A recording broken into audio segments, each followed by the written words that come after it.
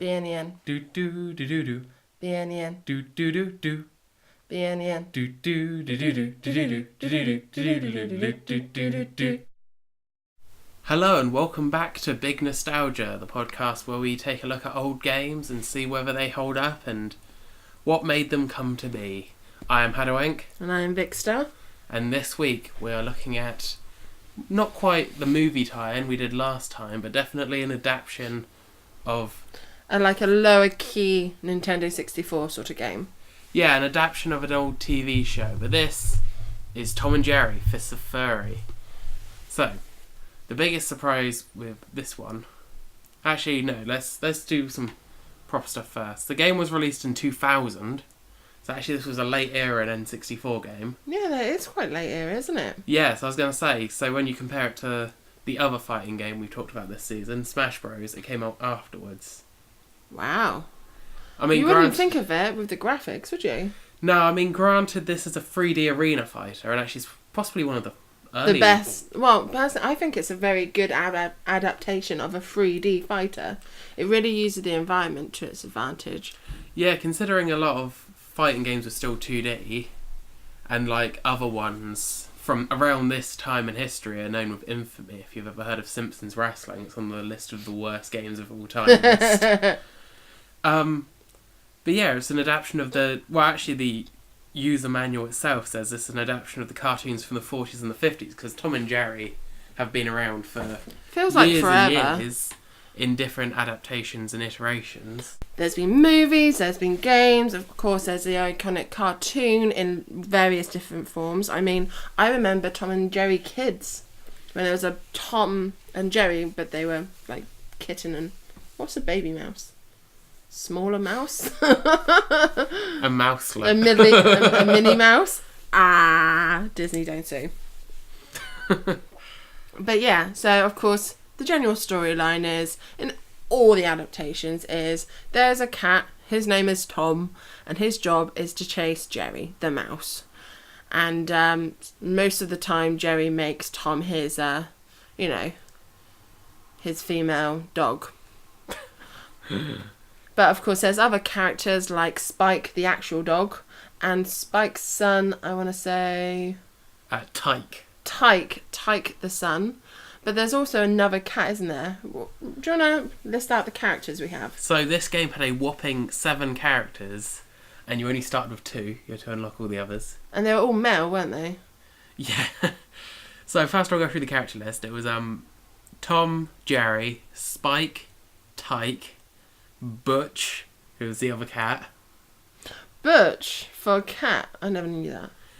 Ducklang. Oh, and Taffy. Tuffy. Tuffy? That was the other mouse, that was wasn't the it? grey mouse. Was that like his cousin or something? Something like that. Because he talked. Because apart from the odd, like, ouch, I don't think Tom and Jerry, like, really talked that much. Yeah, and it was really weird whenever they did. Like, Yeah. There was definitely an episode where Tom serenaded a female cat by singing. Yeah, and it was weird. Yeah. So, like, generally Tom and Jerry didn't talk, and it was all this cast, really, the supporting cast who talked. Well, the thing so I remember is, the mouse, the little mouse, grey mouse, talked. Yeah. Typically they didn't need to talk. It was just like, Tom wants to kill Jerry. And Cat here's wants to catch mouse. And here's a hilarious scenario which they can do it. Go. Yeah. But no. Interestingly, because we've had to look on all manner of websites for this show. A lot of the games on this list, because they're a bit more notable and a bit more well-known, they're going to have a lot more detail around them. Like any Rare game, there is oodles of information. Any Mario or Zelda game, there's tons of information. Bugs Life, we mostly found some stuff that was on a Wikipedia page. Yeah. This doesn't even have an entry in Wikipedia. What, the game? No. Wow. Other Tom and Jerry games do. This one didn't. I found a page for it on the Tom and Jerry wiki, which under trivia, the only piece of trivia they could think to note for it was the first game, and it doesn't even specify Tom and Jerry games, so I'm left to assume ever. Yeah. Which obviously not. With an all-male cast. And one, I struggle to think of female prominent Tom and Jerry characters. Apart from that female cat, but she was always a background. She wasn't even like a supporting cast, she was more like a plot point. Yeah, In and the not odd- like Tom's owner as well was like a lady, and you never saw her Oh, legs. she was quite scared. She would have been quite funny to come in, like, at the side and be like, I don't know, like an assist trophy. Stage hazard. And just be like, because I just remember her being old and loud and with a rolling pin. Oh, yeah. Oh, either. But still. But I thought that was quite funny that obviously everyone can edit wiki pages, and someone was like, that's an interesting fact about this Tom and Jerry game. It's a boys' club. Only boys allowed. But yeah, I actually found a full PDF of the game manual online as well when I was doing this research. And the manual, I miss the days of physical manuals. Yeah. Especially when it was very clear that they didn't really know what they wanted to put in it. Because they were just like, whatever. I'd especially like the fact that when it's explaining what the game objective, it just says, here's the deal, it's simple, you beat the bunch of symbols, so it's an @ percentage, ampersand, asterisk, hash. Oh, it's saying one of those words. So I like it because it's like a comic book when they swear. Yeah. Although, I'm going to be honest, when I read that, I just read it as the F word. Beat the F and tar out of the other guy. Which is pretty simple, to be honest. And yeah, you do that either with your basic attack, which is just your fisticuffs. Literally, you and your opponent get as close to each other as possible, and you're both like smashing buttons, and it really is a luck of the draw whose hit actually hits and whose doesn't, because was that one where you kind of got pushed into the background, didn't you? And sometimes you'd smash up against something, or yeah, so that would be like a extra attack, but that was literally mashing buttons. I was like, nothing planned in this game really, but they did have a lot of cool like items that you could use for attacks, and the environments were very inclusive as well, weren't they? Oh no, well, the environments were all based off classic Tom and Jerry cartoons. Oh, what I mean is when you're fighting someone, you could literally kick someone into the fireplace. Oh, they're interactive. They're interactive environments. Yeah, so actually when you think about the game of its time, it had... Well, the controls are very simple. A was jump, B was your standard punchies. You could use, I think it was literally any of the C buttons to pick up an item. Yeah, and the items were of the throwing variety. Throwing variety, hitting variety, and some of the variety of you'd be like, come here, and the other person would be like, no, and run away. Well, that's what that's like, so you had some which were like flower pots and milk bottles and food that you'd throw, and there was a little bit of auto aim on it, which was really good, so as long as you're moving quickly you could mostly dodge, but because obviously it was a kind of early 3D arena fighter, they weren't going to expect you to like aim. But like from the environment perspective, you could jump onto the background. Like in the Christmas one, you could get burnt by the fireplace. In the kitchen, you could get burnt by the hob and the oven. I want to say. The part of the stages was that they were interactive. So, like if you knocked somebody into the wall might either crack, or it might crack and have something fall on their head. And also there were hazards. So in the kitchen it was like you say, the stove, and like the oven was like spewing fire. In the garden, if you hit somebody into one of the windows, like a beehive would fall down on their head. Yeah. The barn, I think a crate fell down. All very cartoony, and it was all like... It felt very cartoony, like you're basically playing an episode, which was really kind of like... And actually, because it wasn't like the easiest thing to get off. Because, like, especially, like, you'd have to get them over to that area and then get them. Or try and hit them in that area. And you'd have a basic sort of targeting, but not a great sort of targeting. And occasionally you'd be able to get it, so with, like, a throwable object, you'd throw it, it'd miss them, but hit the stage hazard behind them, and that would fall on them instead. It was actually... pretty entertaining. Yeah, it was like a cartoon. It was like, haha, you missed me, and then you didn't. There wasn't much differences between the characters, but of course the larger characters were stronger and the smaller characters were quicker. So yeah, that was a basic sort of big and little. Going back over it, there was basically 3 character types. There was the small ones, which was the 2 mice and the duck. Yeah. And I'm pretty sure they all had the exact same animations. Except for the colour. Yeah, they're just skin swaps with each other, which is fair enough for the era. which were the small, so they're very fast but not strong. The mediums, which were the cats. Oh, would you count them as medium then? Because you've got Spike, who was a large. He was the largest, so he what was about very... Tyke? Wouldn't have he been a small? Yeah, so I think he is the same as the mice. Yeah. Basically, in his animations. But yeah, Spike, if he hit you hard enough, he could squash you into the ground. Yeah. But he was the only strong one. Yeah. But he was quite slow. Yeah, so he was slow and... To compensate. Yeah. I always liked being the small. They were quite fun for running around. Yeah. And just messing stuff up. And what you could do is there were items, like the throw items, there were also like... Vicky said the item, if you picked up an item you could hit someone with, you only got 3 hits with it. Like the newspaper. Like the newspaper, or like a fork, or like a shovel. And what you could do is you could charge up the hit by holding down a button. So actually sometimes being the fast characters meant you could charge up the weapon, then run over to someone and do the full power hit. And then run away, again. yeah, and go whoop, whoop, whoop, whoop. Occasionally if you hit them with the full power, you'd be able to like squash them, or like...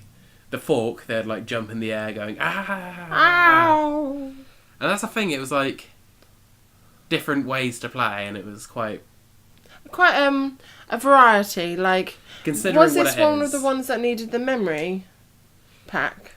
No, it just took me, when I was young, it just took me ages to unlock any of the other characters. But they did stay unlocked once I did. That's good, because we were saying in one of our last episodes how much the memory pack used to annoy us. So it's quite nice to see like a game based on a TV series, cartoon, didn't need it. Yeah, so you had to unlock some of the stages. Actually, it was as soon as you fought and won in a stage, you had that stage to play on in Versus, and you had to clear a character's one-player mode, and then you just progressively unlocked everyone. Because wasn't like the black cat unlockable? He was, wasn't he? All the characters were. So you start apart from Tom and Jerry. So Tom and Jerry you start with, and then you had to complete the one-player, I guess, campaign mode. I don't know, with either of them, and then you'd unlock one of the other characters, and then through that you could unlock them all. Yeah, that's pretty cool. And then when you unlocked all characters, you unlocked a mode called Team Mode. Now, Team Mode, basically, if you ever played Dragon Ball. Well, I was going to say, it's kind of like if anyone here has played Smash Bros. Ultimate, they kind of harped on about the squad strike mode of choose 3 or choose 5, and then you like circle through them. This game had that mode, you know, like 20 years ago. Yeah, like, well, 18 years ago. 18. They already knew this. Because I really liked that mode. The only side effect, though, was if you had 4 players against 4 players, then you were going to double up. Yeah, like, because there regardless, were only 7 there's characters. only 7 characters. If So- they just added one more character, Yeah. maybe about 7. It's just like, no. Just do a Smash Bros. And add, like, Dark Jerry. Eve, and Good Tom? What? But, like, if they had had even amount, but I suppose it's better to do the characters you know right than make up a character just to fill in the spot. Yeah, like, it was a decent enough roster. It was just kind of ironic that you wouldn't just do it 3 aside. But it was quite fun being able to play as more than one character and make your way through and kind of, like, Yeah, and knock like... down their team, as it was. Yeah, no, and you kept the health you had at the end of the last fight. So even if you beat your opponent, if you were just hanging on to life, they could come in the next round, knock you out, and then they'd have to go to that. So it wasn't like a refreshed No. each time. So you could, if you worked and you were very, very technical, you could get through an entire round with your first character, knocking through all of their characters. Yeah, and If you timed it right. Wasn't there a Christmas turkey that you could interact with? yeah, you could throw the turkey at someone. Yeah, I remember that. So yeah, the stages all had obviously very punny names. So you had a farmyard, which was called Duck Duck Loose. You had the daytime garden level, which was called Garden the Garden. The nighttime one, which was called Backyard Bash. Which kind of sounds like a double entendre. Oh. You got Catching in the Kitchen, which was the daytime in the kitchen, or Cooking Up a Storm, which was at night. Oh, for God's sake. Got one that takes place in a science lab. Did you ever do that level? Yeah. Called Laboratory Retriever. Because wasn't that like a mad scientist sort of lab under the house? And that one had almost the most hazards because there was like Yeah. electricity and stuff like that. You got The Mice Before Christmas. Got Ali Ali Action Free, Bon Voyage, and Floorboard, which was the basement level. Now, I don't remember playing the basement level as much, but that one was the one with the like paint cans and washing machine. Yeah. Yeah, but even though if you think about it, say what 2 or 3 of those levels are just a repeat, of course, day to night. Yeah. They were still like different hazards. Yeah, for like the day and night time, which I thought was a nice touch. If you think if it's just a repaint, but with like a day or night concept. You change like the lighting a bit, but like to be honest, I thought actually for their time the environments aged very well. And I've got to admit, I really enjoyed playing this game. I remember playing it a lot as a kid. Yeah. Because it's basically what you want to do. It's basically what Smash has based their whole like foundation on. You want familiar characters with awesome accessories to pummel each other to death. Yeah, and the fact that the environments were engaging. I mean, some of the early Smash Brothers levels weren't actually engaging, were they? They were just standard backgrounds. Well, yeah, like the Smash ones were all pretty simple in the first game, and to be honest, these were pretty simple as well. But for like the early 3D arena fighters, which probably for the most part were just boxes, and having stuff to climb on and climb around, it wasn't too hard. Like sometimes a camera angle can really mess you up in 3D games, but I think the way that they planned the actual... So it was fixed, wasn't it? And the viewpoint. Sometimes, it was hard to jump onto the back wall at the very, very back, but it wasn't impossible. It wasn't something that you avoided. It was just a little bit more tricky. But, I like the 3D effect. Yeah, and obviously, well, the last bit of the gameplay we need to talk about is the special powers. So do you remember the question marks you used to drop down? Oh, yeah. That's fun. So you had invincibility, you had superpower where you just kind of flashed red and you could do more strength. Poison one, didn't you? Yeah, so it was called disease or measles. And then you'd be like, give it to someone and run away. Going, yeah, so if you touched someone, it went to them. So it ended up being like just chasing them around or trying to like punch them away. But if you didn't time the punching them away well, you would still have it and you'd have just sent them flying. But it's basically like tag your it with illness. And there was like invisibility as well. And the invisibility, whilst you could still kind of see them because they couldn't be completely invisible. It was quite hard to see them though, wasn't it? And even it also took playing away... as that character, you kind of lost yourself a little bit. It also took away any homing effect that any of the items had, so you couldn't throw stuff at them. Which was pretty good for a limited time. Yeah. So that's the thing. It had like plenty of... engaging. All the bits that are in it, I think that was some of my critique from the last video with Bugs Life. Everything that was in this game was needed for this game.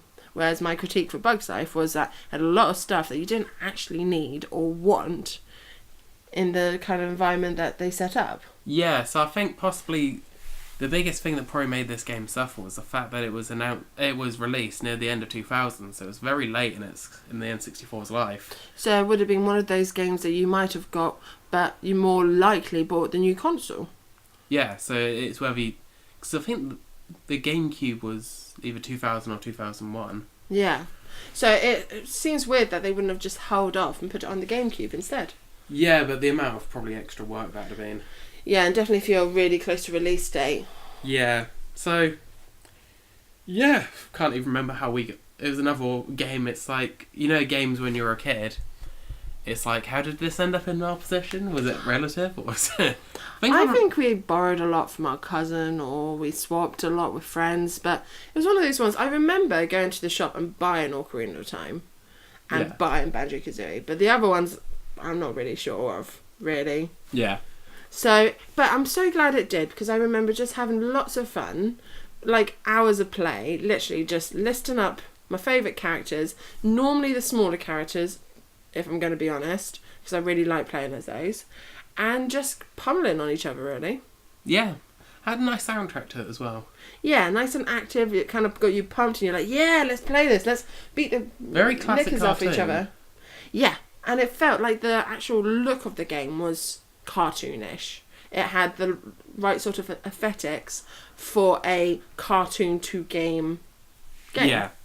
But it did it has aged well, but the characters, I would say, looking back, are probably not as. So the environments have aged well, But the characters haven't. Like, you know, the characters and the controls haven't really. The controls are a bit wooden compared to modern games. Yeah, and the concept has aged well, but the characters used to have this like little building intro where Tom had his fists up and going, "Ah, wow, Russia," and then the mouse would be like, and yeah, that was quite. That's incredibly accurate. Yeah. Yeah, but it was looking back from like today's graphics. Also, today's, I would imagine a lot more worlds, a lot more characters, but I don't think that, and of course tidy it up a bit. But I'd really like to see a re-release, like on a more up-to-date console, because I think it would do really well. But they won't, because they've got Ultimate Smash. I was going to say, bring Tom and Jerry as the DLC to Smash Ultimate. Oh my god, that'd be amazing. Like a little team up. But then again, I think we could make a whole video on the list of characters that we believe should be in Smash Bros. DLC.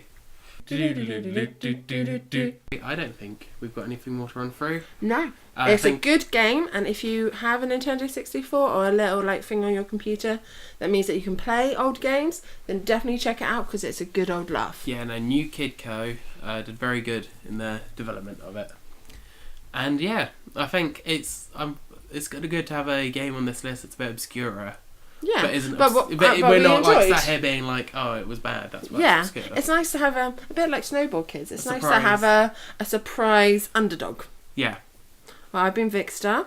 Yeah. Well, I've been Hadowing. If you want to get any midweek updates or updates on our video projects, then follow us on Twitter @abridgedbk.